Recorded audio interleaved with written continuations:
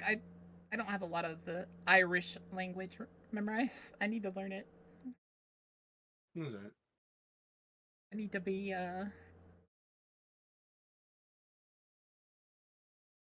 I will play Path, but if the spirit hasn't been fixed yet, I don't want to play cuz like my character can't get anywhere right now.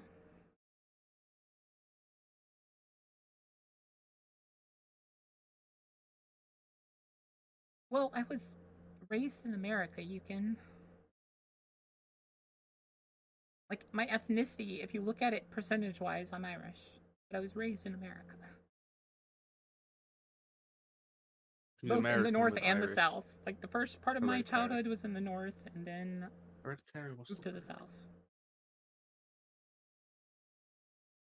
That's why I don't really have a southern or a northern dialect. Because they've both kind of combined into whatever mine is. Although I've been told that I have a southern drawl sometimes. Like, we'll load up Mm. Path, guys. But I'm going to tell you right now, if my spirit isn't fixed, I don't want to play. Because I literally can't complete my next mission right now because I don't have... Like, all my skeletons just die. And I can't change my build.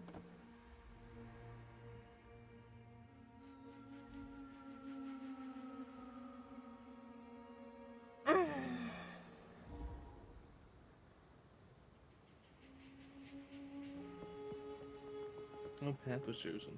Well, that guy's I cool. was in lockhead by something.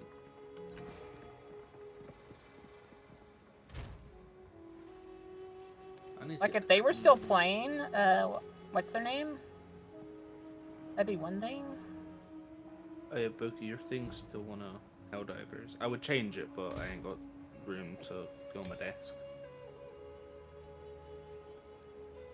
Oh, they put all of their gyms in there now? Funny. Uka. What? You Oh, still want Path? Helldivers? Yeah. Yeah. Like, I love Path, but right now I don't... My build, like, can't work. Pathing. Not pathing right now. No. That's about all I can do is upgrade my Contagion, which that's not going to do anything. Can I upgrade my stuff? I can do that.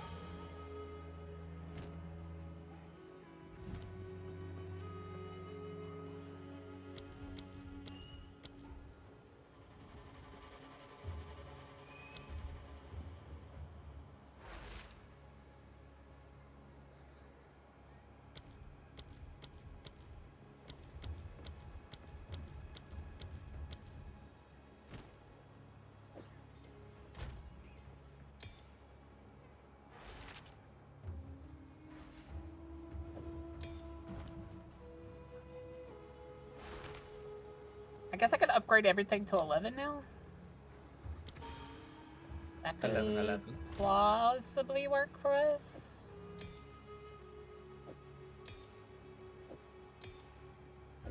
That might make it easier to do this.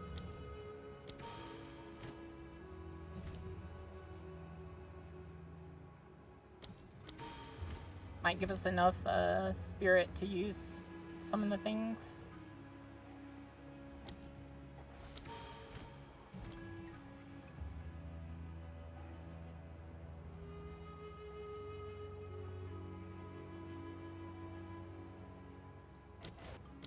Let me see. Let me summon another... It'll let me summon another warrior. Not the best, but... I mean, that's...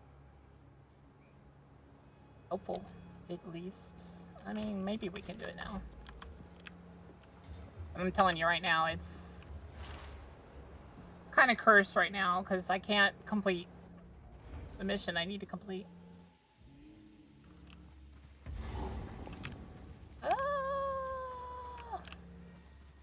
Wait a minute. Let me go back. don't think that's the right map.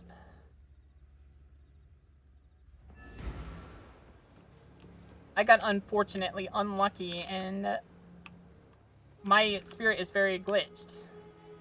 It says 353, and it needs to be like almost 400. Try out a different build yet? Why not react to some path lore We're instead? gonna try to play path. We're gonna see if I can beat the mission now. But like I said, because of how it works, I might not be able to. Because my spirit is locked at 350 something. 353 right now. Well, I need to get to cleaning, so I shall see you in a bit, Boka. Bye. Ta-tas. Have a wonderful rest of your day. No stream. I mean, I'll still be in chat, but still. Yeah. Bye-bye. Alright, we're gonna try this, guys. But I'm gonna tell you right now. I will never tire of your And for those people that are defending, like, you don't have to complete it here. No, the quest says complete it here. I want to complete it here.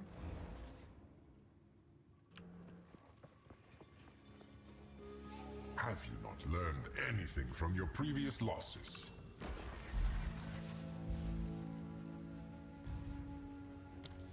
Always out of reach.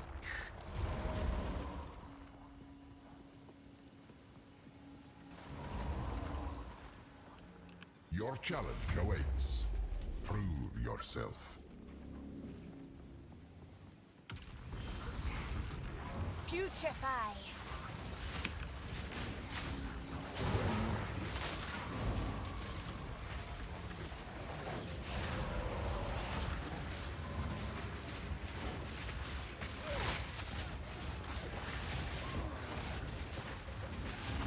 More mana.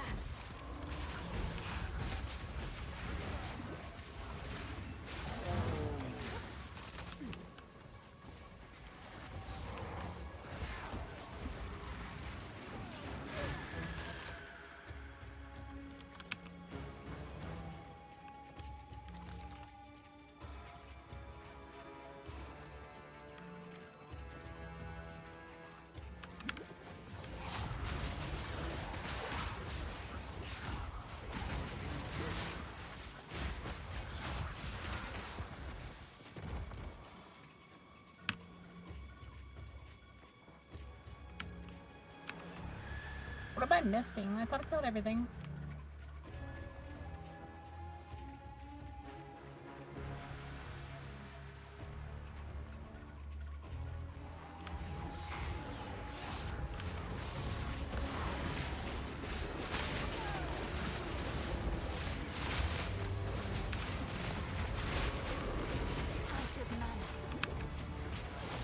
I love fighting multiple bosses at the same time.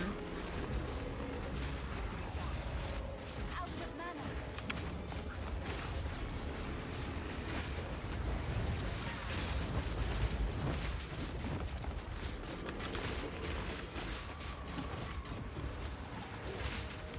Another cause to serve.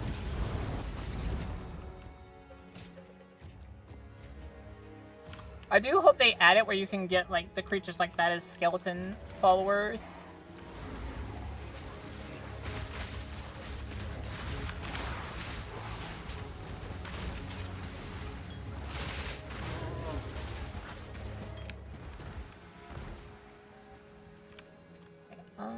I think that's everything.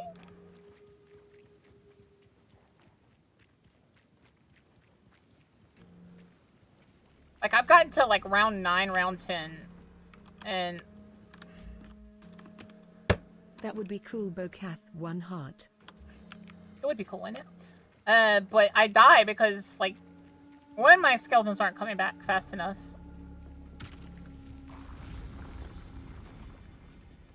And 2, like, they one-shot me. Like, I had to take the...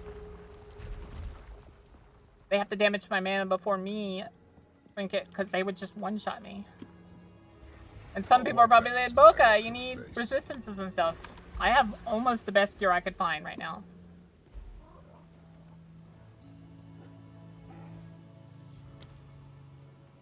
Drown in a sea of vines.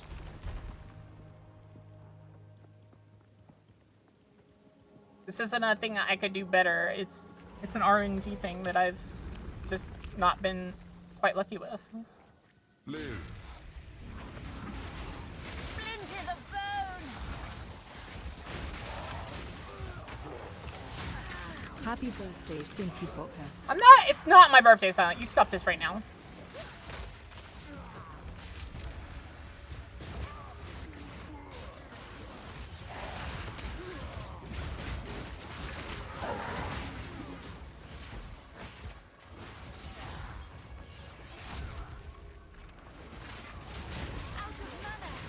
I don't even know what I'm supposed to pick up anymore. In this version of the game.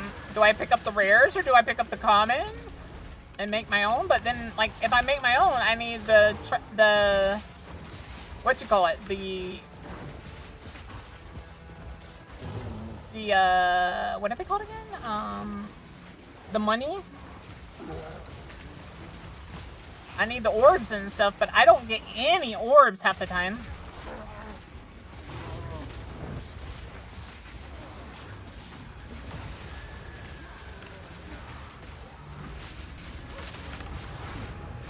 I need to find a better attack spell, but I haven't found a good attack spell yet.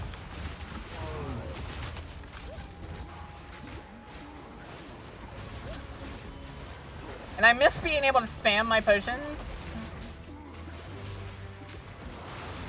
Here we go. Here's where I die again. Because somehow they're out-damaging my potions.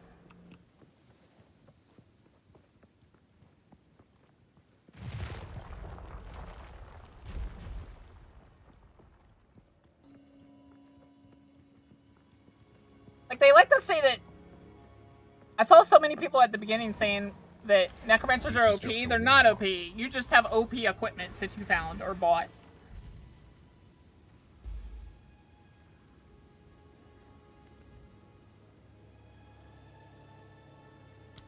May the dead speak their final piece.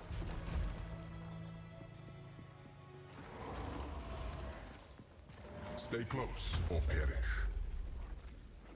Second verse same as the first. Use uniques and rares to level and build currency, then start crafting what you need later on. Well, that's the thing. They want you to craft more in this one, Walk On, so you have to craft early.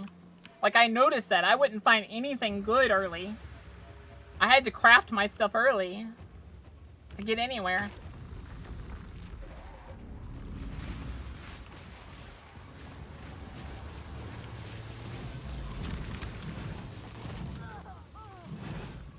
I love that the explosions after death hurt me. That's fair. Like, they hunt me. That's fun.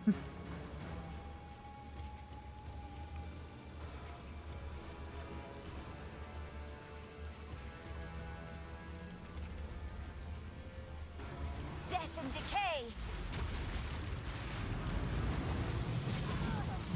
I tire of this farce. See, I don't even know why I died. I thought I killed everything. And then I couldn't see the explosions or where they were, so...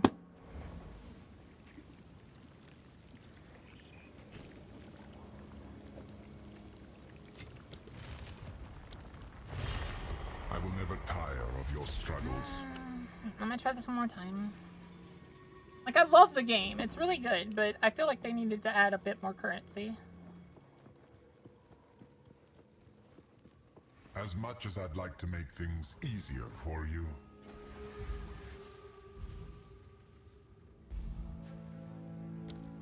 lightning descends. Well, I had the modifier that they blow up on death, but the problem is they've made it worse. They made it where the explosions that they do on death follow you, and I didn't see them, so I didn't know when to dodge because I was blocked by that pillar. Are you ready, challenger? I don't think that was a them problem. It was just a me problem not paying attention, but...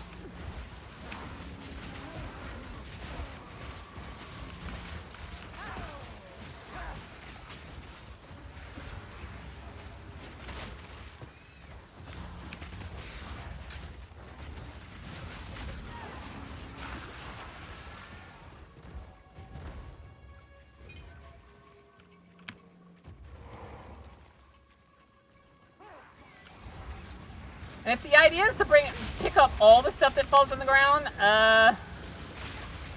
you're not giving me enough space to pick up everything.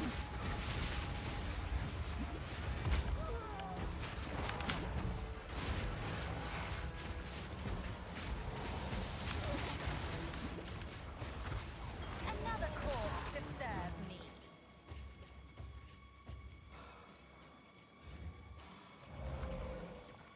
And then mana doesn't restore nearly as fast as it needs to.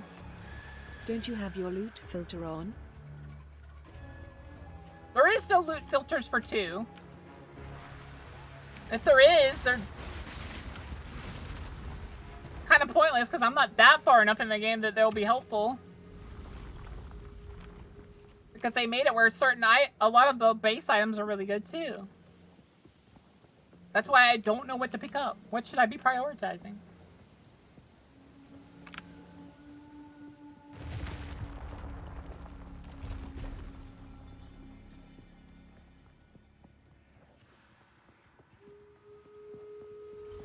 This is just the beginning.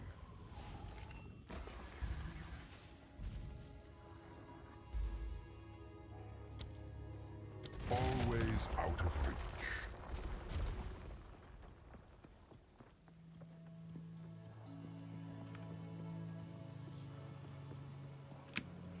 Hence the loot filter, and didn't they move it in-game? Did they?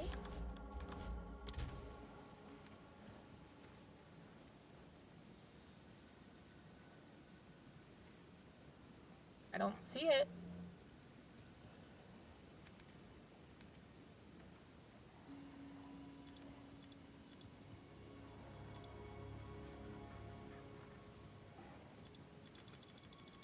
See? And I don't know where to find the 2 ones, and then I don't know which one I would use. Stem the tide. Splinters of bone.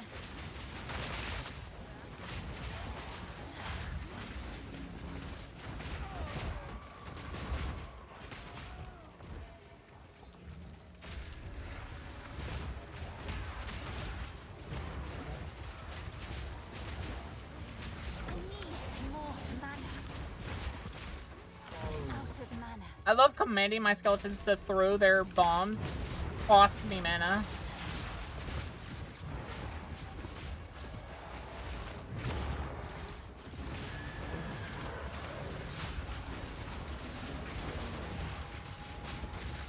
And I love the skeleton thing. The lightning runes don't actually work. The description says if you stand in them too long, they activate. No, it's my skeletons and the monsters.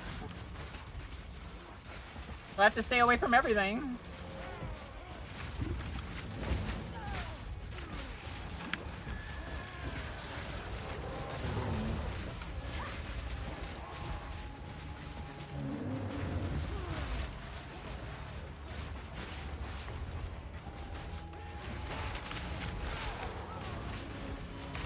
More mana.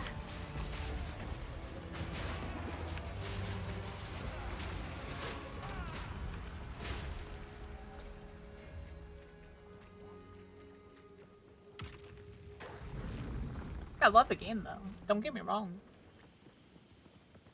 I just wish they would fix the spirit. And maybe make it a little bit less punishing if you don't get good RNG.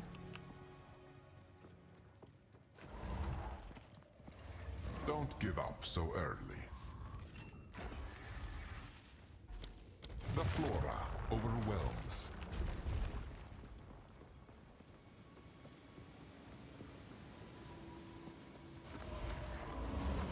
Escort the idol.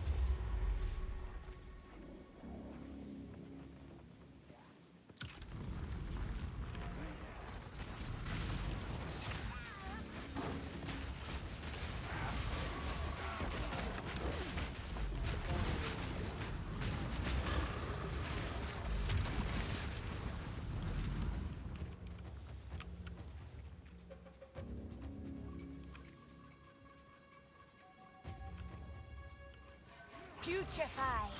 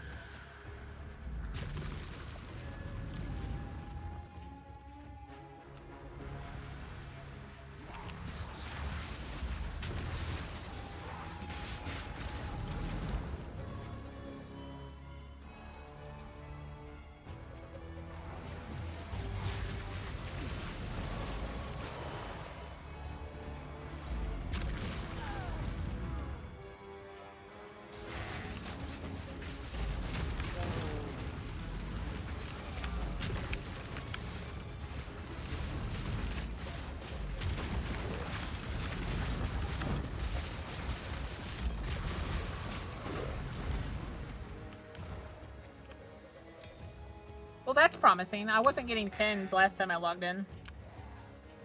Maybe they did fix some of the RNG. Death and decay.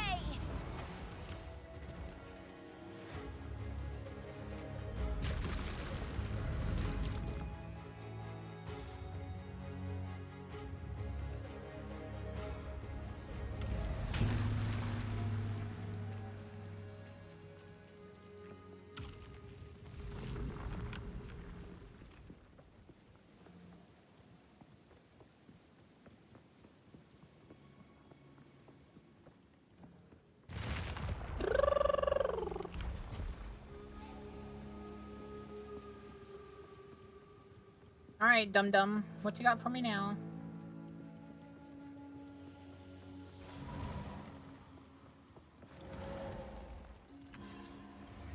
Don't give up so early.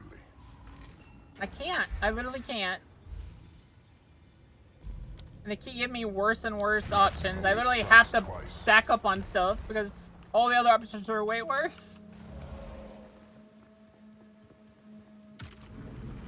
I do hope they add some kind of other ascendancy that takes the place of these two. At the very least, this the Sanctuary one, because the Sanctuary one I hate more than this one. It's just this one just happens to be later on, so it's harder. Will this creature be your end? Now.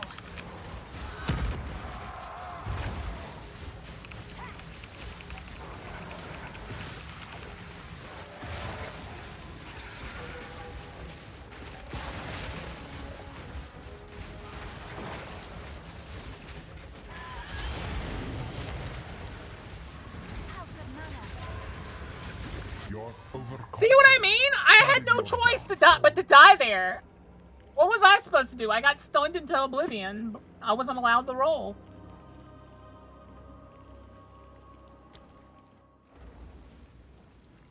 I always die there or right after that.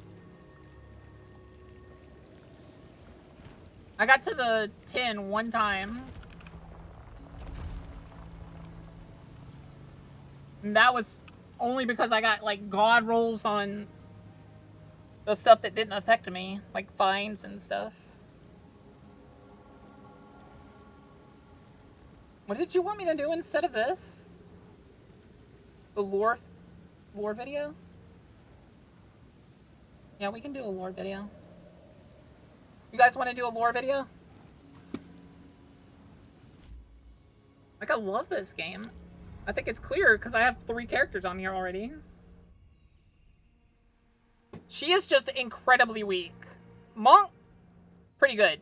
Mercenary, unfairly broken. You think I'm joking. He was under leveled the whole time fighting some of these bosses, and he would like 3-shot them. So I want you to know, it's not the Necromancer. I would just walk up to bosses and go bang bang, and they die.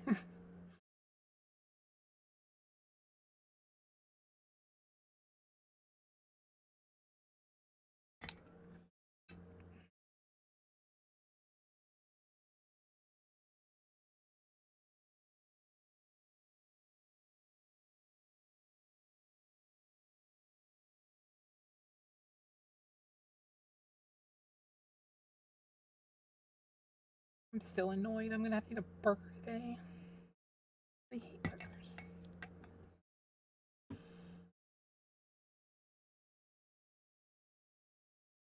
Wait, what lore video am I watching? You never gave me a lore video.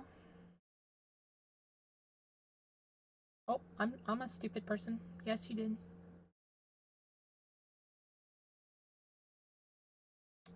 You ready to lure it up, chat? You ready to lure it up? Let's lure it up. Path of Exile 1's lore is stellar, but many people tune it out due to its presentation. However, it looks like Path. No. Well, yeah, it is because of the presentation. The reason people don't pay attention to Path of Exile 1's lore is because it's in the middle of tons of mobs. You gotta click on it. And then the entire, like, focus on that game is constantly running, constantly going fast, and, like, killing things. So you're not incentivized to wait there and listen to it. At all. Path of Exile 2 will step up in the story department. To prepare anyone who has not played PoE 1 or did give it a go but never got into the lore but wants to know the essentials for Path of Exile 2, I present this video. Path of Exile 1's lore you need to know for Path of Exile 2. I know most of it, actually. I know about Khan being a big cannibalistic nightmare for his own people. I know about, Baka. no, not Baka. I know about, I forget his name, but that demon guy trying to usurp everything.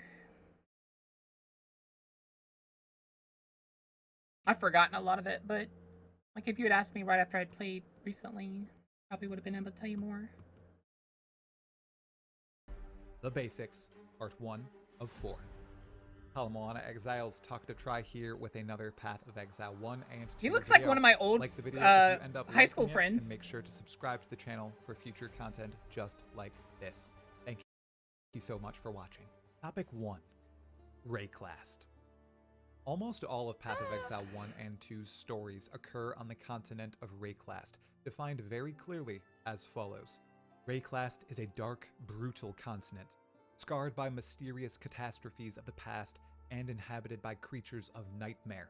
The very environment challenges exiles who dare explore it.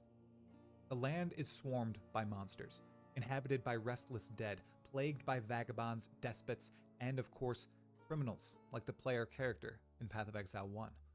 We arrive in Rayclast originally as a form of punishment, unknowing that as an exile, those who banished us had far more dastardly intentions. There are tiny settlements across Rayclast, points of fading light in this abyssal void, but they are far and few between. Across these safe havens lies endless troves of danger, beasts, and invaluable items like uniques and virtue gems, which we'll discuss soon. Which is funny. They sent you to an island that basically gave you the strength to fight back against them. Which is funny In to Path of think Exile about. 2, it appears most of our journey will occur on the cursed wanderings of Rayclast, though there's always a chance we venture far and wide, or to another realm entirely. We'll discover the truth soon enough. Topic 2. Virtue Gems. Among these treasured objects are Kitava? Is that the big red one? I thought that was Khan. I thought that was Khan.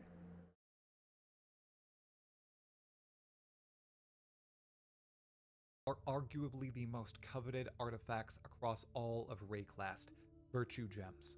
These magical Isn't it Khan that's the one that's like he's hated by his own like he's a deity, but he's hated by his own people because he's basically like chaotic evil. He kept aiding his own people, killing his own people, screwing shit up. And they gave him way too many chances and he just ruined things for them more and more and more. Or was that Catalva? flags of rock embody all thaumaturgy, or magic, in Rayclast. They are also the skill and support gems our characters use to power almost every single one of our abilities. Every virtue gem is mined from the great Mount Veruso, the titanic mountain which houses a creature called the Beast, which we'll discuss in a few moments. It's theorized that virtue gems are crystallized corruption that feed off the willpower of their user. They allow us to conjure fire from thin air, imbue our weapons with giantish might, and alter our abilities to do the impossible. The number of virtue gems in the wild is unknown, with some equating their quantity to flecks of sand on a beach. But it's well known they all originate from Rayclast and from within the Beast's confinements. In the past, civilizations attempted to encase virtue gems in their bodies, which led to catastrophic results, like the Gemlings. We'll talk about some of these civilizations. Which, aren't we getting a class that's basically Gemlings? In 2? Isn't that what one of the mercenary classes? Or is it the monk class? It's one of the two that gets gems embedded in their body. Momentarily. Over time, people discovered the best way to wield them was through weapons and other gear, which is why we slot them into our equipment in-game. We receive the immense power without the deadly cost. Without the strength intrinsic to virtue Which brings that class into question. gems, it's certain exiles like us in Path of Exile 1 would be unable to face the tremendous horrors of Rayclast. In Path of Exile 2, this is no different. Virtue gems remain the primary method of increasing our might and pushing further and further into the darkness and corruption of Rayclast. Though thanks to some mechanical system changes, we may have a few questions about virtue gems that shall need answering. Topic 3. The Val. Val are basically just, what is that tribe called again? I forget their name. The Aztecs. The Val is just the Aztecs. Now, let's The Aztecs were a bit crazy into the blood sacrifice and stuff. explore 4 core civilizations and cultures integral to the story of Path of Exile 1, and most likely Path of Exile 2, beginning with the Val. The most ancient of advanced civilizations to walk the continent of Rayclast were the Val. They predate most of the well-storied cultures Number and stories 6, of the current day, Burger King and were foot among lettuce. the first to begin experimenting with virtue gems. With them, they gained great power over other cultures and creatures of Rayclast. One of the most famous savants of virtue gems was Doriani, a Val thaumaturgist who both led to the success and utter destruction of the Val. Or so it is thought. Although the Val were technologically advanced, with many of their remains in the present being high-functioning constructs and unbelievable structures. But speaking on Kitava, isn't like Kitava like one of Karn's friends or something? That's why Kitava's one of the reasons Karn got away with so much. One of the most basic urges of humankind was their downfall: greed. Under the direction of Adziri, the last Alright. queen of the Val, Doriani pursued the secrets of immortality and unrivaled power over others. This pursuit ended in a cataclysmic event Okay. during which the vast majority of the Val were killed and their country. Cat, what was he talking about just now?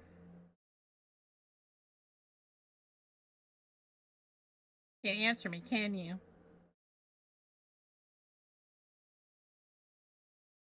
Shame. Wiped Shame! from the face of Rayclast. Beings of pure chaos, like chaos itself, suggest Tits. there's more to this apocalyptic event than is currently surmised. That perhaps the Val Incorrect. saved Rayclast from a terrible fate. But for now, all that's just a theory. With Path of Exile 2's third A game theory. act heavily influenced by the Val and exploring their decrepit but beautiful lands, we're certain to discover Shit. more about their culture and influence over Rayclast. Topic 4. The Karui. Another civilization native to the cruel land of Rayclast are the Karui. They live across the Great Karui Archipelago and Yamakanui in tribes, often in combat with each other, and great civilizations who encroach on the land of Rayclast, most notably the Eternals, who we'll discuss in a minute. Their vast conquest across mainland Rayclast are recounted as legend, and the figures who led their hordes are some of the most well-known in all of history, notably King Kaum and Queen Hiri, Kaum's niece. In Path of Exile 2, it appears we might venture into the Karui afterlife, the halls of the dead, where all the iconic people from Karui legend reside. We're also going to Nyamakanui itself. There, we'll likely learn much more about these Rayclast natives, how their story unfolds 20 years after the events of Path of Exile 1. Topic 5. The Eternals.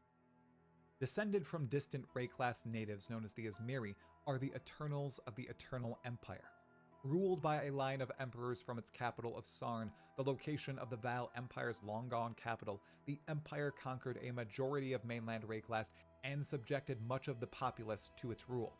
Additionally, they acted as an extension of the Val in terms of civilization and virtue gem study. My only like confusion about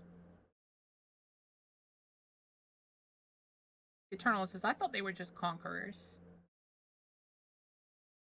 one of their head thaumaturgists. I didn't know they were that super related to Val. Malachi, progressing virtue gem and thaumaturgy research like an echo of Doriani. They even had an entire horde, bolstered by virtue gems inserted into the beam.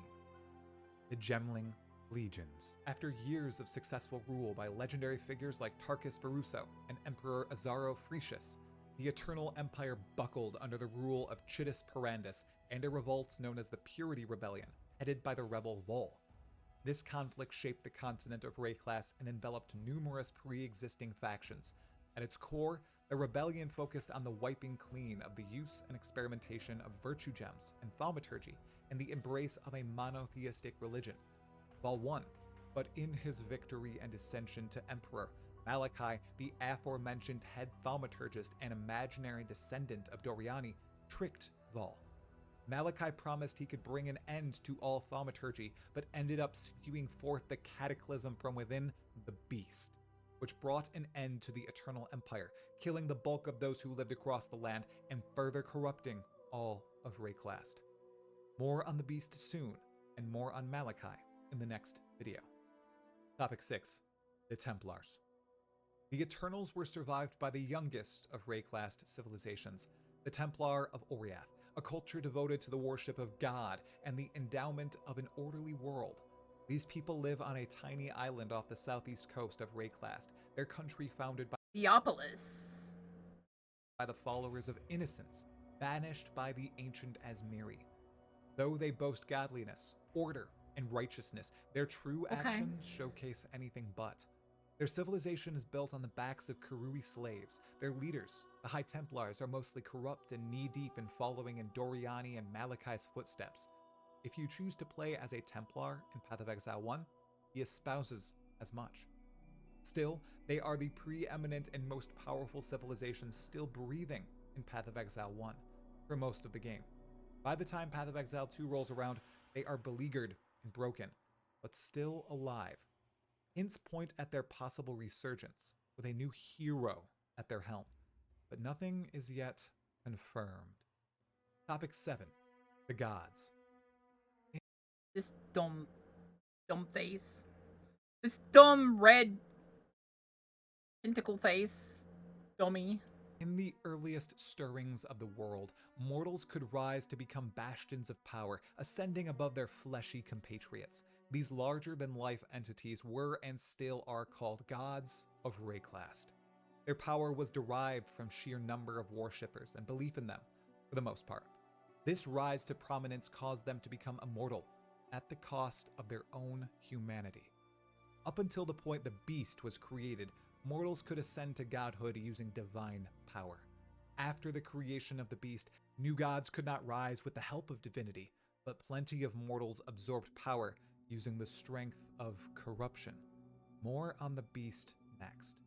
In Path of Exile 2, the gods of Rayclast should be still alive and well, with many of the most well-known ones dead, killed by the protagonist of Path of Exile 1. It's a wonder which we'll encounter throughout the game, if we meet any at all, as the primary antagonists in PoE2's campaign seem to be attempting to recreate the device that affected every god in existence. Topic 8. The Beast. I don't like the Beast for one reason and one reason only. Its dungeon is so ew. Not all praise the monumental might championed by these all-powerful deities, and so one of their own, a god named Sin, engineered an abomination of a creature called the Beast, sometime between the prime of the Val and the wars of the Eternal Empire. Its creation ripped and spawned many magics in the world, and forced many gods into an eternal slumber, or suppressed their strength, and, many theorize, gave birth to thaumaturgy, and thusly, virtue gems. It would not be a stretch of reason to consider the Beast the source of all malformation in Rayclast. It accomplished the weakening of the gods, but gave birth to what many believe to be a far greater evil. Iconic figures like Doriani, Atziri, Malachi, and High Templar Dominus all tapped into the power of the Beast, known to them and others as Nightmare or Darkness. As mentioned before, the Beast resides in Mount Varuso, outside Highgate. It is large enough to walk through and is likely the source of all virtue gems across the planet. Some of these icons, like Malachi, sought to tame the beast, but ended up becoming corrupted servants of it, spreading nightmare just as the beast does. Although it does not do so intentionally, it is merely a side effect of its creation and intended purpose at the hands of sin. This dumb face.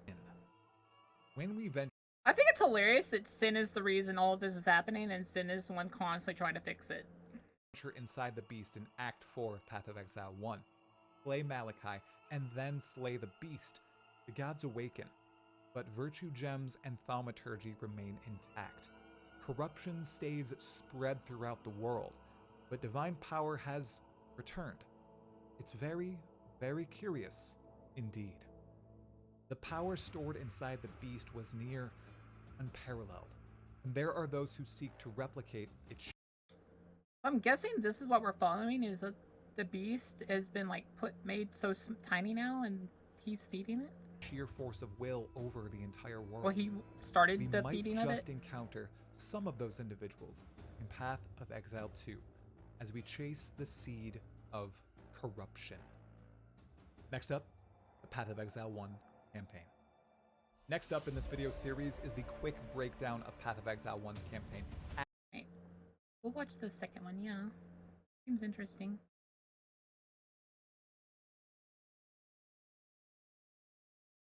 I'm hooked. Oh my god, this one's double the length.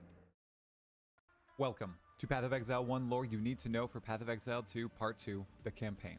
If you missed Part 1, the link Rayclast after being banished to the mysterious continent by the leader of the sinister theocratic government of Oriath, High Templar Dominus.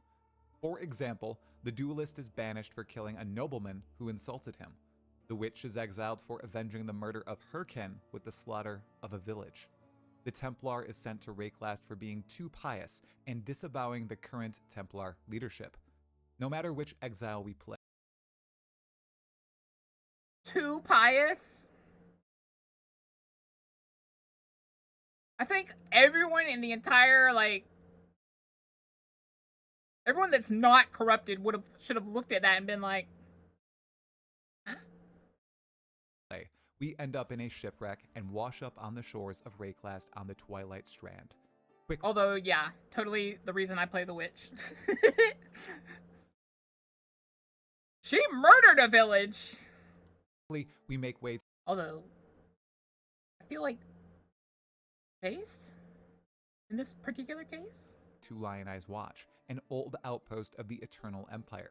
It's where General Marseus Lion Eye battled and lost to King Kaum and Queen Hiri long ago, nearly cementing the defeats of the old Eternal Empire, the victory of High Templar Vol, and the washing of a purity wave over Rayclast.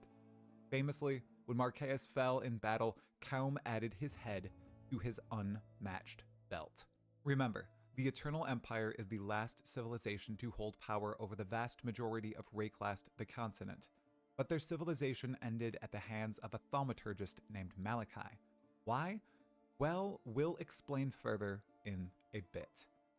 In the tiny settlement, we meet Bestil, Nessa, and Tarkley, with the latter two providing us with the most information about Rayclast, Lion Eyes, and the surrounding lands. Bestil rhymes and yaps a bunch, which I can respect. Does he?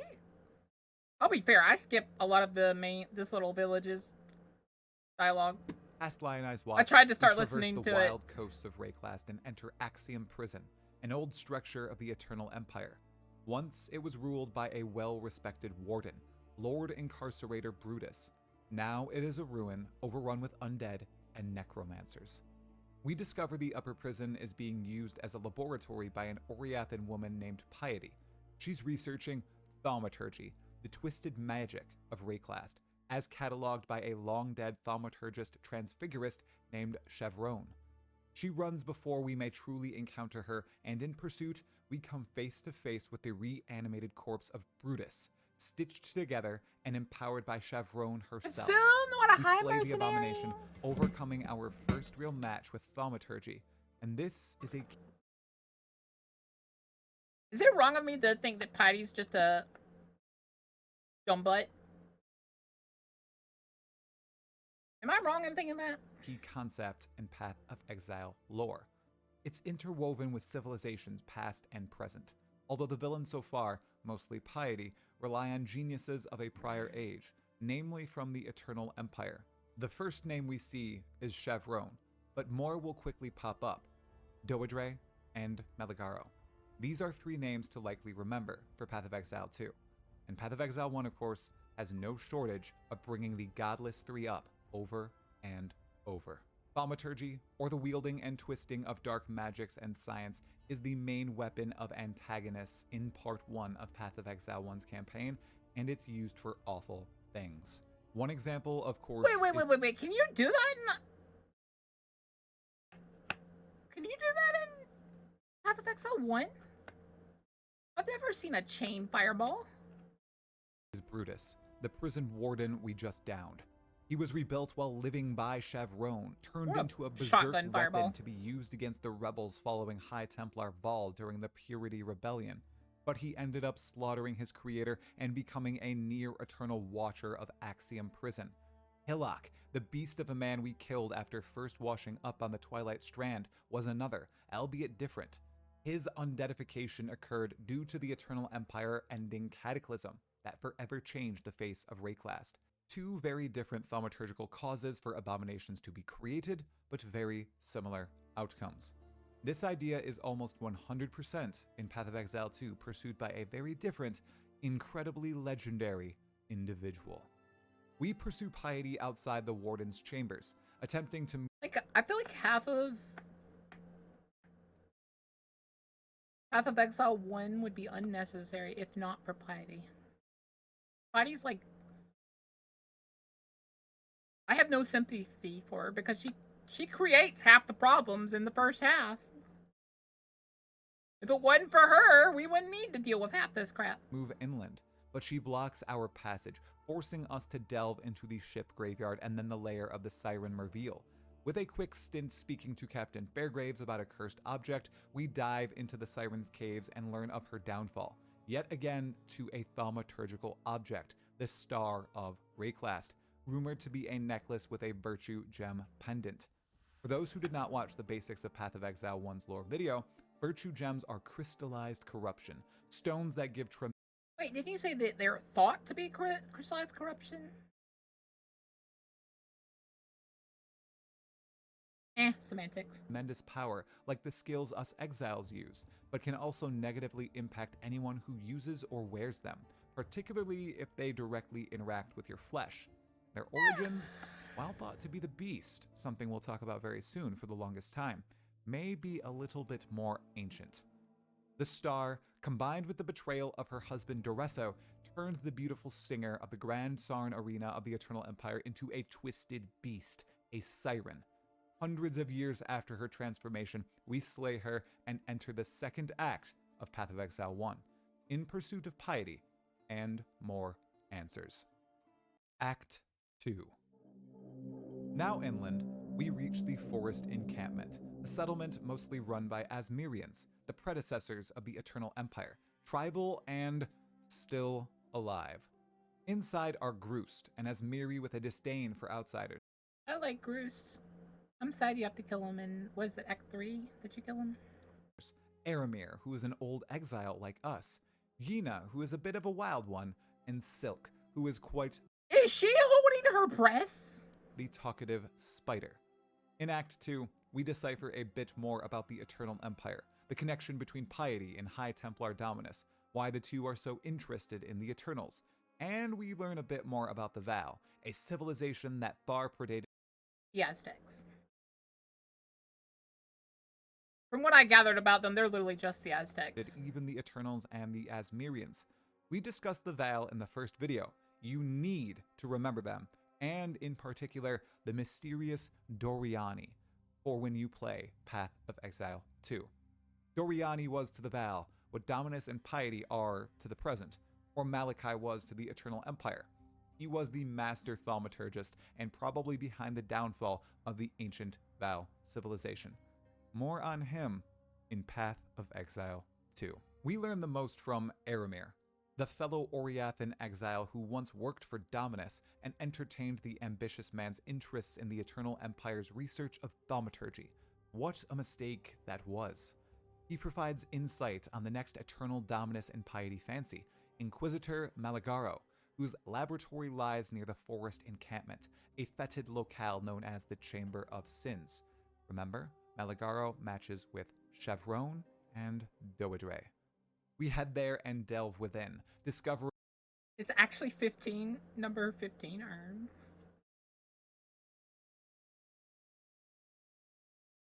Are you talking about the Burger King foot lettuce still? an imprisoned Oriathan woman named Helena. A former member of the Order of the Templar who served Piety, she witnessed both Piety and Dominus's insane lust for power. As a devout of the Ebony Legion, she thought the duo were working to restore the Eternal Empire with their study of its lost icons, but in truth, they merely seek the power locked within thaumaturgy and virtue gems. Men like Malagaro further experimented on virtue gems to increase their immense corruptive power, like one such craft known as the Baleful Gem, which we find when we rescue Helena. A failed experiment, it's an example of what Piety and Dominus might wish to accomplish. With guidance from Aramir and Helena, we push through the wilds of Rayclast and Wasn't our main goal to get back to the mainland?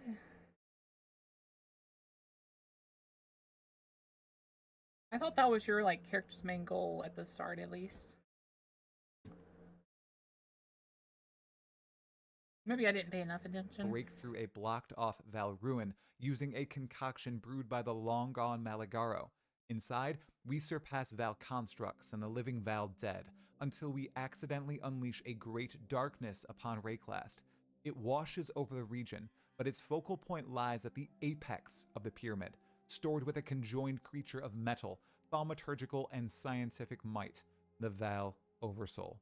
Dormant for centuries, if not longer, it awakens, the darkness giving it some semblance of The sentience. darkness. Astonishingly, we, between slams, lasers, and balls of freezing cold, deconstruct the odd Val machine.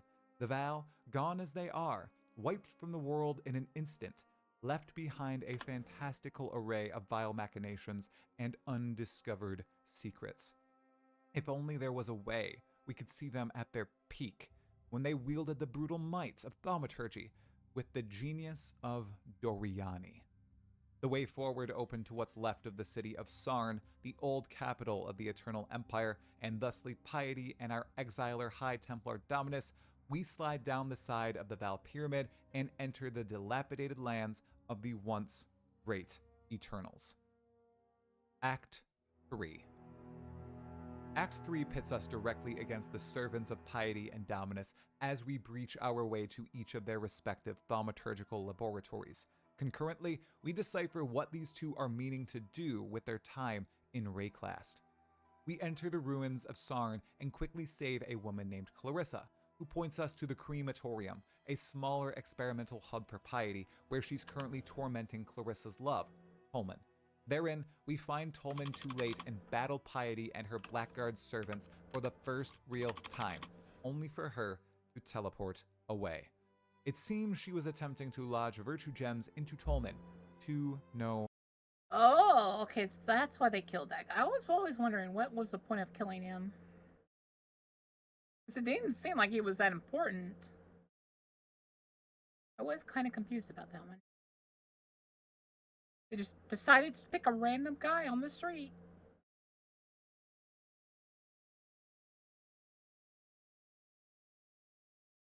Let's dissect you and try to shove crystals up your fanny. Avail. Back in the Sarn encampment, a fraction of what the Eternal Capital once looked like, we meet Hargan, a bombastic but conniving merchant, Maramoa, a Karui descendant of Kaum who intentionally became an exile to be free of slavery in Oriath, and Grigor, a fleshy shell of an Ezomite man who was experimented on by Piety.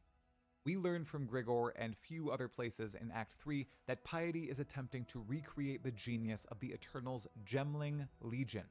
Back in their prime, the Eternals managed to socket virtue gems into humans, creating formidable weapons of war.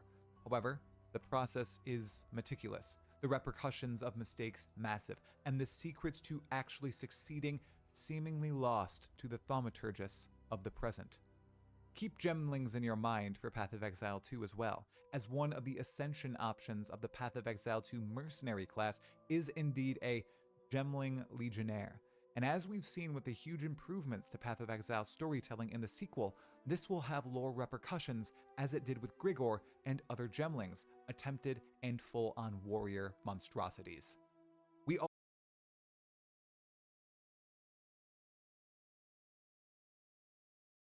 I have to say,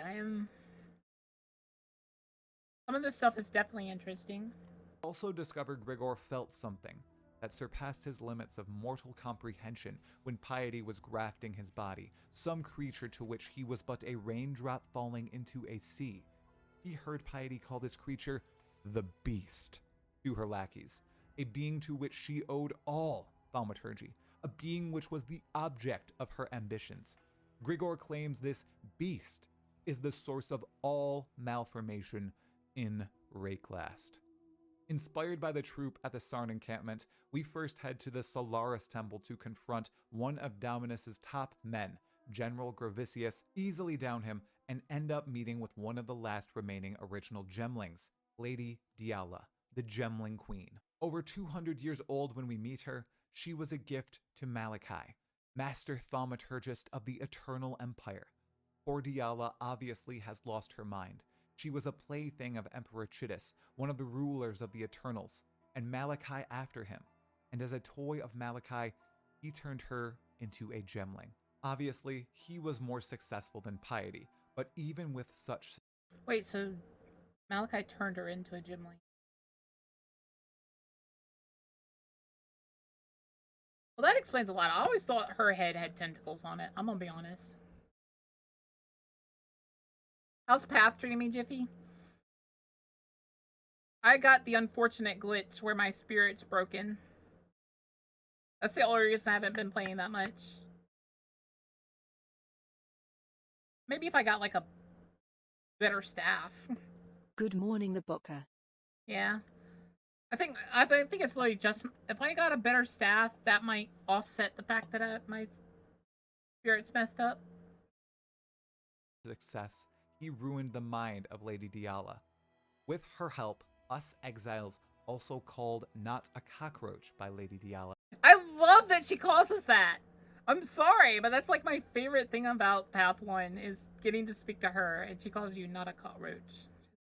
Thank you, not a cockroach. I love her. I adore her. Pursue piety into the deepest reaches of the Lunaris Temple, which she has transformed into a pit of torture, bloodshed, and thaumaturgical thought. At least thousands are dead in the depths of the Lunaris Temple, victims of Piety's attempts at mimicking the likes of Malachi in pursuit of the Beast. It appears the disgust present in this area of Path of Exile 1 might just be surpassed in Path of Exile 2, with someone also in love with death and corruption. At long last, with nowhere to run, we confront Like, man, how can anyone have any type of pity for her when they see that this is her laboratory? Piety, who has been helping Dominus send more and more exiles to Rayclast to experiment on with virtue gems and other thaumaturgical designs, all in pursuit of this dark beast and the power it holds. Alone, she dies, and on her body is the key to the Scepter of God, where High Templar Dominus awaits. We rush across the remnants of the Empire to the gargantuan Scepter of God, a structure so massive it's incomprehensible to the minds of mere humans. Atop it is High Templar Dominus's laboratory, wherein he seeks to make Nightmare a reality. We battle through Emperor Chittis's beasts and creations of Dominus, navigating a twisted maze of experimental devices, ruined chambers, and toppled staircases. At the tower's pinnacle, we find Dominus and a host of misfigured miscreants, injected with nightmare, virtue gems, and whatever foul machinations High Templar Dominus could find in his Eternal Empire research. Pack by pack, we overcome them until High Templar Dominus addresses us, an exile capable of confronting him, and attacks. We best his mortal form, but then he claims reality is an illusion, before sinking into the very fabric of Rayclast, emerging from the reality hole as a malignant, demonic abomination with very little of his self remaining. Blood rains down on us as we fight the monstrosity, but we succeed in our mission of revenge, slaying High Templar Dominus, ending he and Piety's exiling and experimentation of criminals and innocents alike. What the heck just happened, though? As soon as Dominus falls, Lady Diala, the Gemling Queen, portals in and congratulates us on killing the Bug Emperor, but beckons we continue to Highgate and Mount Veruso beyond that, where we shall dive headlong into the Nightmare Sea and I'll say this though, one of the reasons why you can't really follow the lore when you're just playing is they constantly refer to the beast as 3 different things: nightmare, darkness, beasts, corruption. Like, it is all those things, but like, consistency, man. catch and roast ourselves a nice big fishy. Despite her Fish. obvious rambling insanity, she knows something more, something important about the past that must lie in Highgate and the mountain beyond, something that answers the questions we have. So we listen to the Gemling Queen. Part 1 of Path of Exile 1's campaign comes to a head in Act 4, which is likely one of the most consequential portions of the entire Path of Exile 1 narrative for Path of Exile 2, but it's incredibly simple. Dominus, Piety, Chavron, Meligaro, Malachi, really every big bad evil guy in Rayclast history seems to derive their power from this one creature vital to the Act 4 narrative. Even us exiles, using virtue gems in our gear, derive power from it, in a way, we believe. Act 4 brings us, finally. Well, here's my thing about that, and why I don't understand it too much. Like, if this is like all of the power's coming from, when you basically kill it, so isn't that what you do at the end, basically? Shouldn't like all the gems lose their power? To, and quite literally into, the beast. In Highgate, a town built on the side of Mount Veruso, we meet various individuals who live in the shadow of this terrible mountain and realize the beast lives within its core.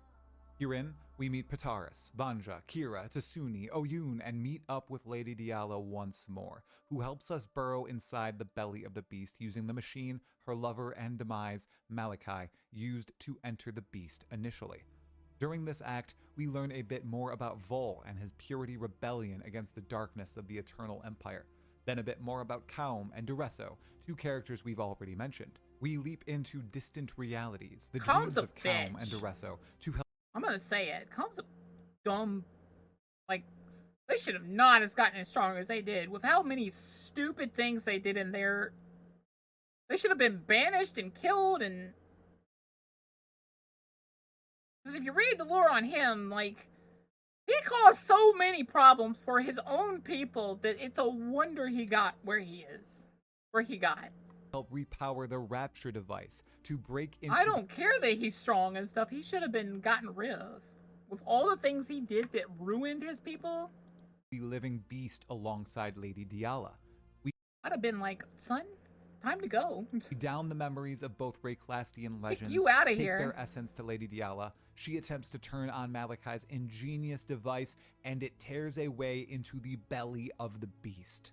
This is from where Malachi unleashed the Cataclysm onto Rayclast, forever corrupting the land. Walking now on the flesh of a seemingly primordial being, we slaughter our way nearer to the beast's heart until we stumble upon an old foe, Piety. Corrupted and vile, we strike her down and she reveals it was Malachi who initially reached out to her, courted her into Nightmare, made her a slave, and he's alive and well inside the black core of the beast. Yes, I also don't understand why the dude decided to live inside of the beast. Like, what you doing in there, buddy? You having fun? Malachi is actually alive. He didn't die during the Cataclysm, but he did unleash it upon the Eternal Empire. He lives on inside the depths of the beast, believing it to be tamed, his own nightmare-made reality. In truth, it appears the beast has consumed him and left him trapped inside. He enlisted the trusted Godless Three, Inquisitor Malagaro, Chavron of Umbra, and Doedre Darktongue to guard the path into the black core of the beast. If we down them and bring Piety, now our ally, what remains of them, she'll be able to open the way to Malachi, and we can end this once and for all. We find the organ. Which, like, I don't think that still absolves her. Bring them to Piety. I think you and killed a bit finally, too many in the literal people. guts of the quivering beast, we duel Malachi alongside her. The ruined thaumaturge mocks us throughout the battle, corrupting Piety and drawing on her life force. Alas, we rip the corruption from her and she continues to batter the master thaumaturge until he implants her on a massive scepter and retreats into the deepest innards of the beast.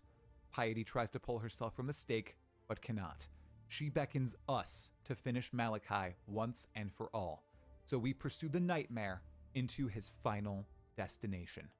Beleaguered and bloody, we match Malachi and eviscerate hearts of the titanic beast, one by one, until we slay the last organ and deal the killing blow to Malachi, whose demonic body implodes before exploding in a mess of gut and bone. Malachi, most like, what's the word?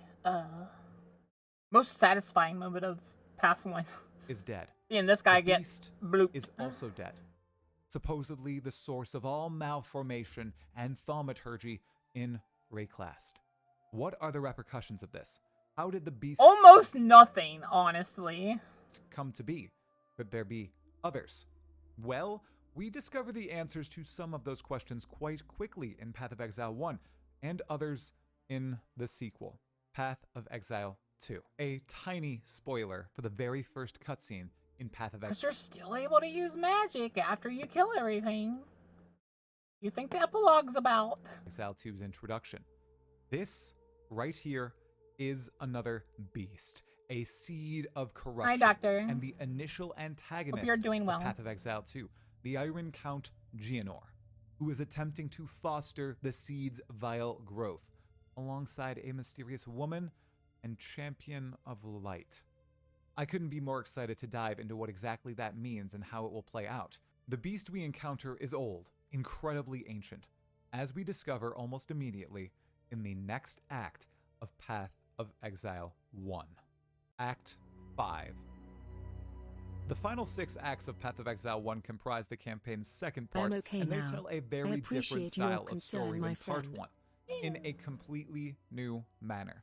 Wherein the tale of Acts 1 through 4 may be seen and summarized as a down-to-earth story about corruption and revenge, Acts 5 through 10 up the stakes massively, creeping us exiles into the realm of God-slayers by partway through Act 5.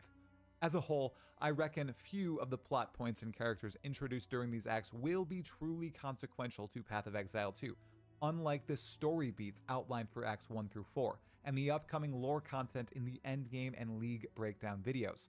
The few with consequences shall be highlighted now, alongside brief snippets about all the named icons in this part of the game afterward. To kick off Act 5, we learn Theopolis, the capital of Oriath, and the Order of the Templar is in disarray, with Of course it'd be in disarray. You killed the people that were basically controlling it. So now all the other people that were corrupted as well, who don't have any type of secretive, like, plans or anything, are just destroying everything. Karui slaves and others rebelling against the Templar overseers. Oriath is Oh one yeah, of that too. those things you'll want to remember. We climb Mount Veruso to activate a portal that brings us to Oriath, wherein we discover the entire city of Templars is alight. Something has caused this mighty rebellion that we decide to take a part of. We side with the rebels and defeat the dead Dominus's successor, High Templar Avarius. We battle through the streets of Theopolis and into the Chamber of Innocence, a temple dedicated to the Templars' chief deity, wherein we duel High Templar Avarius and quickly dispatch of him. However, upon his demise, a being of pure radiance bursts from his body, the Templar deity Innocence. He's another person you want to remember. Barely, we down Which, like, him I as- don't understand the whole Innocence is a bad guy, then a good guy, then a... Like, are they still a good guy? as well, but upon his defeat, something whisks him away and another form manifests before us, a being opposite to Innocence in all ways, black as night and steady-voiced. His name is Sin, another god of Rayclast, and the brother to Innocence. Sin is the next vital character, introduced in Acts 5 through 10. Sin explains the breadth of the situation. Somehow, Dumb face. This guy, dumb face. the gods have returned to Rayclast. Among them, himself, I'm not salty about them killing me a lot when I first played this game, no. his brother, Dumb Innocence, face. who he shot to a new host, and Kitava, the Karuri god of hunger, who is the cause for catastrophe in Bel. Like, Karn and Kitava, the hell, both of them did so much stupid stuff that they should have been dead long before they got to be a god. Developing Oriath. He claims to essentially save all of Rayclast, Kitava must be slain using Innocence's sign of purity. Though we obtain the sign of purity, we nearly fall in our battle against Kitava, but are saved by Sin, who beckons us to return to Rayclast, Lion-Eye's Watch in particular, and grow in strength. Acts 6 through 8. This brings us to Act 6. In my opinion, the slowest acts. Where we immediately learn the biggest plot point of the entirety of Part 2. The beast was created by Sin long ago to put the gods of Rayclast to sleep and hopefully save humanity. Sin made it to free humanity from the tyranny of gods, but humans like Queen Atziri, Doriani, Emperor Chittis, Malachi, and others before them manipulated the beast for their own gain. We learn the thing that, to many, is the source of virtue gems, of all corruption, of all thaumaturgy, is meant to be a dormant, kind creature, attempting to keep the world safe. That obviously did not happen. Succinctly, when we killed the beast and Malachi in Act 4, we reawakened all the sleeping gods of Rayclast. Acts 6 through 10 see us venturing across mostly already trodden grounds, slaying deities alongside Sin, him gathering I'm gonna their go grab my essence food, alongside guys. us, and us attempting to reform a I'll be right back. I'm gonna grab my food.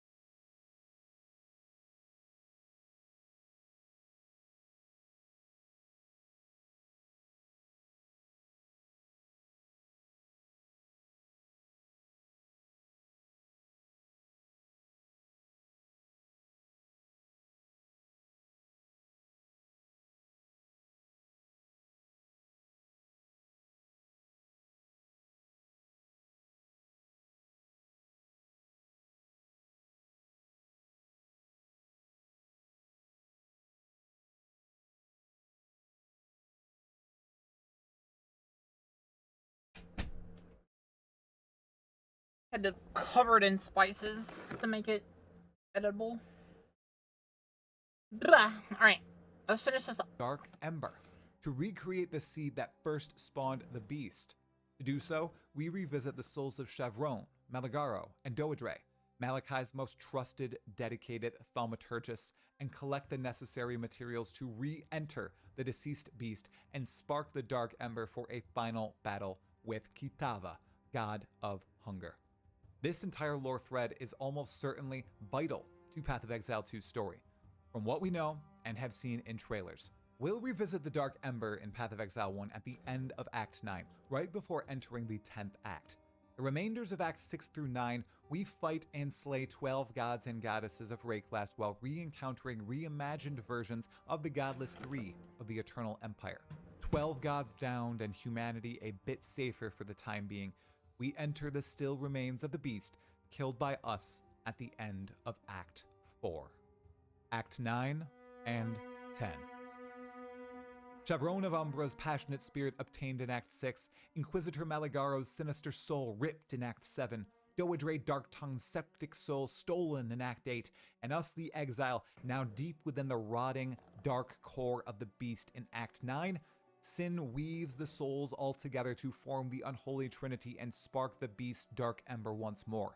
We overcome this horrific abomination and, Dark Ember in Sin's hand, we survive a wave of blood and set sail once more to Oriath to confront and kill Kitava.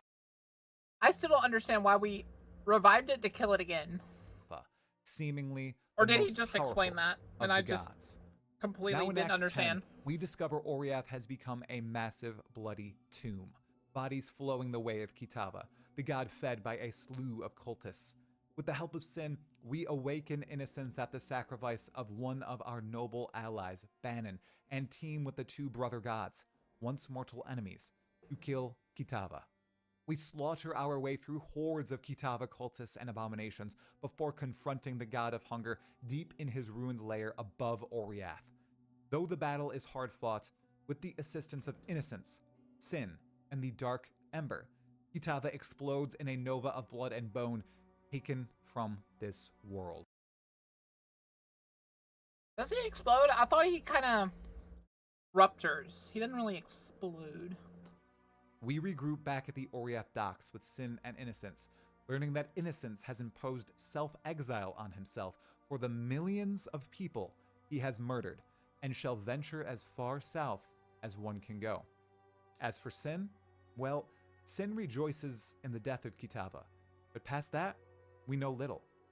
As we slew each deity from Acts 6 to 10, Sin was always alongside us, gathering their power.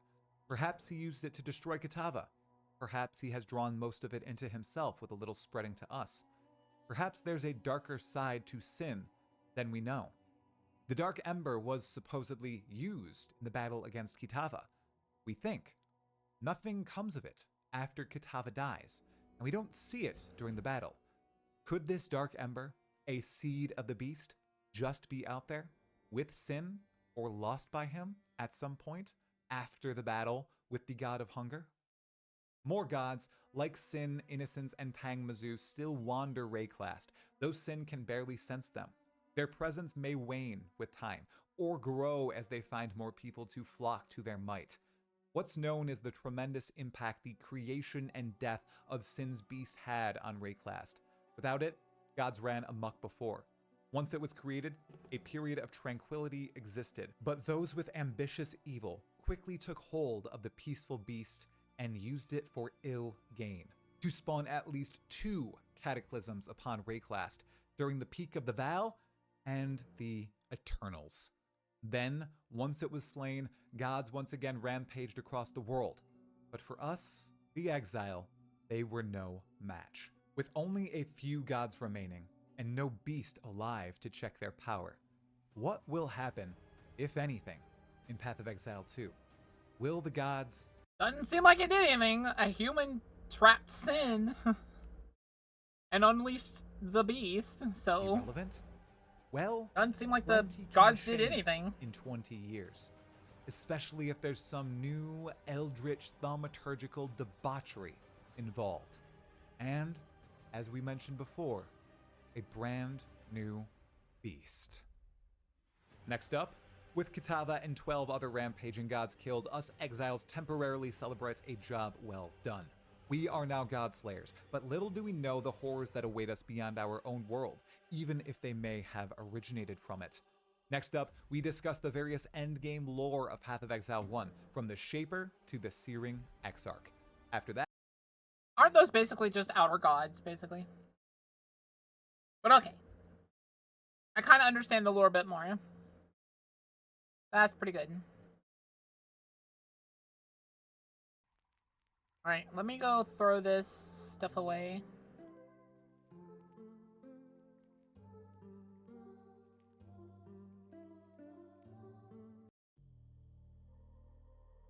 I'll be right back. Give me a sec.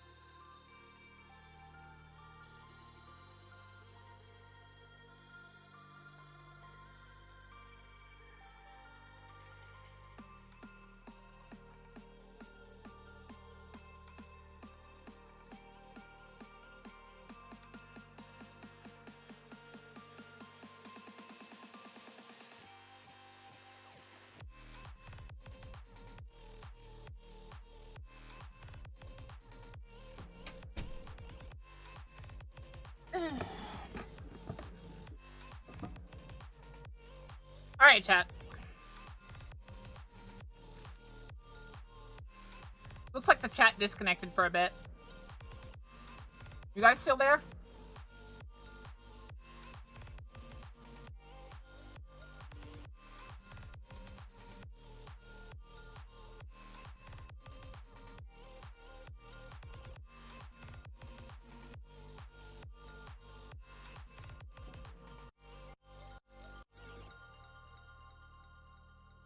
Nope, no one here.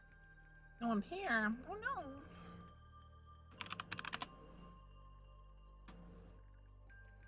That's gotta in stream. Joking, of course.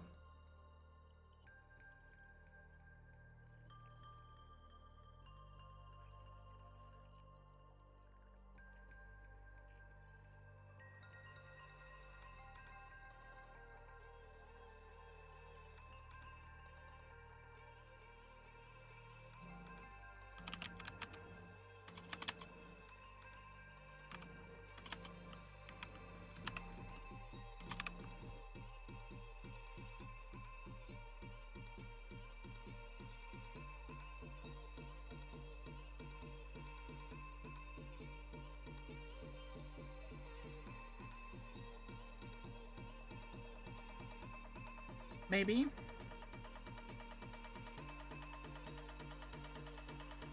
You guys are after my own heart saying maybe. I love just saying maybe when people ask a yes or no question.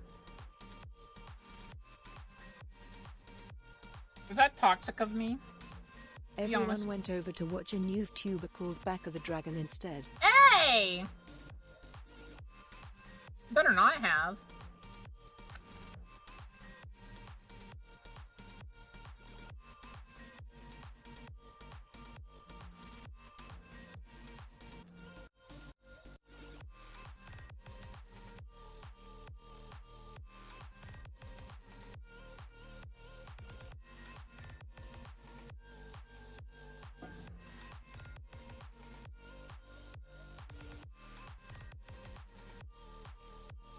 Oh, I think that's one of my clones of Boca that got out of my lab.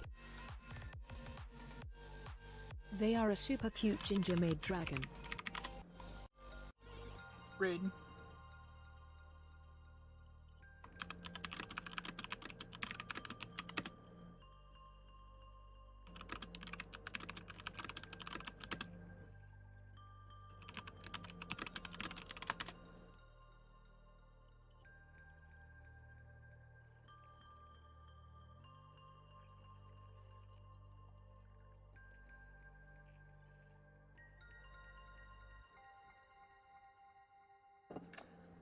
Why do you guys like my ginger outfits, my maid outfit so much? Don't take that out of context. Shut up. I was trying to read ginger and maid at the same time.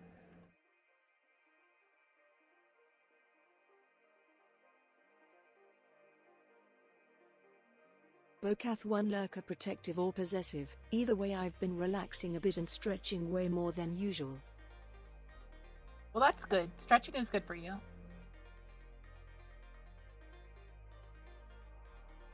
I see you, lurkers. I won't say your names. I see you, though.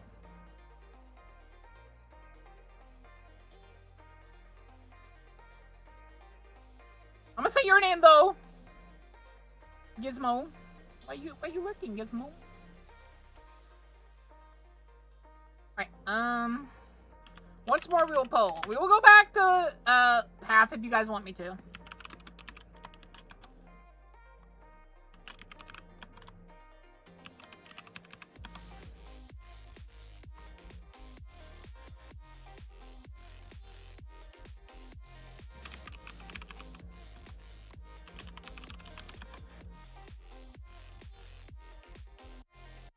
They are lurking below the screen so they can get a better view at Bacca's thighs. Wow. Are you doing that, Gizmo? Are you doing that? Are you thigh peeking?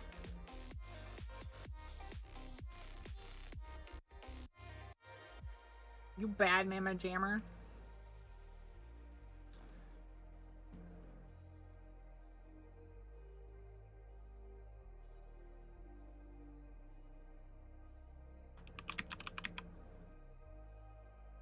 Boca swimsuit when? I'm thinking of making that one of the rewards for my... Boca Loki is making more addictions. Stop them. I can't. They are they are chat's eternal thoughts.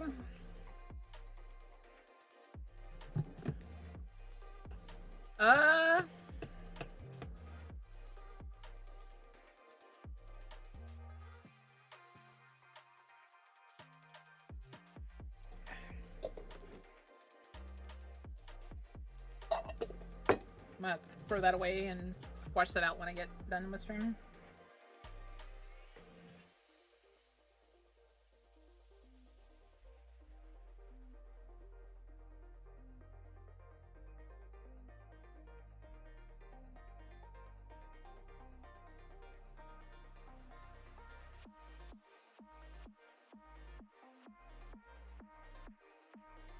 I love that you send me shorts. Wow.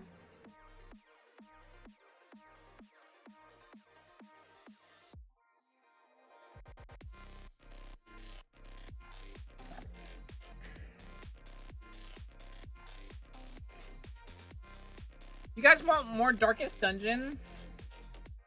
It is a fun game, isn't it?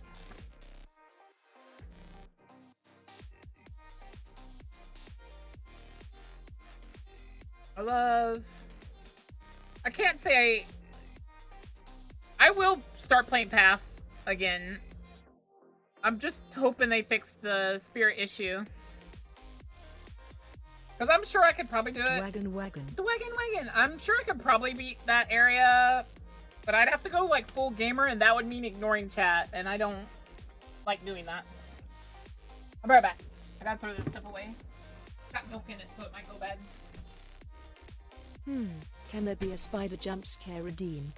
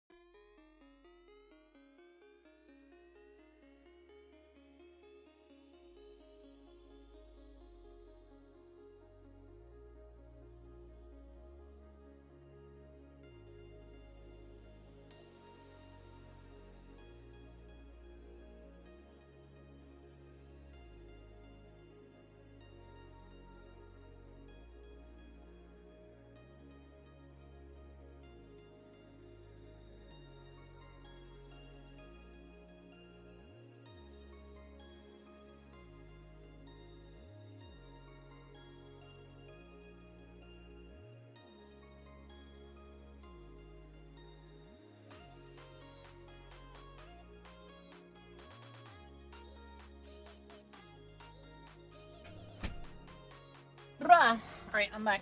I'm gonna have to clean up my chair so much later. I see that Zenless is winning.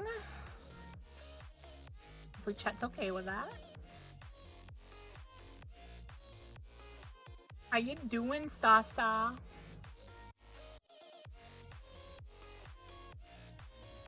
Cam, where's my... Cam. Why do you lurk when I call you? I'm okay. Good. Better be. Beat you up.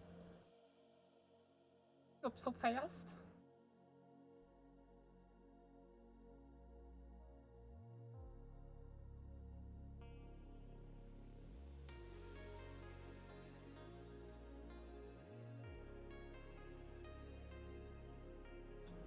Beat you up so fast. So fast.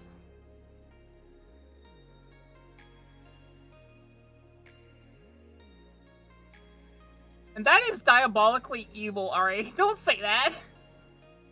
I don't like spiders. Spiders are unnatural. They try to take me out of the sky. Don't you understand this?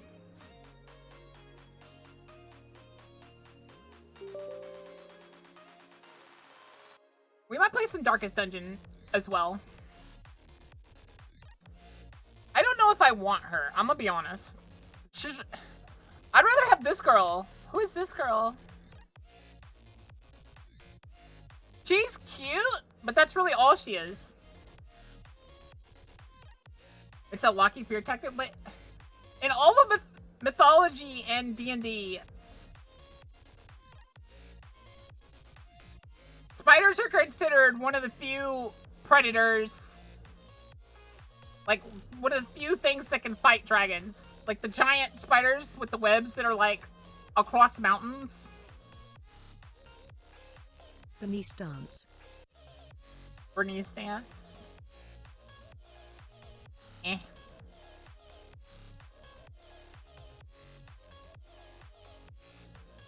Nah, the new male character that's coming out, that's sexual incarnate. Yeah, I can show you guys. I'm sure I can look it up real quick, actually.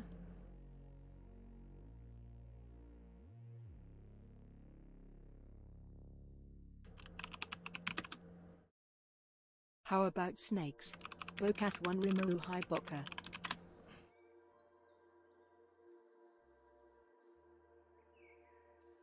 Yeah, it's like the super giant spiders.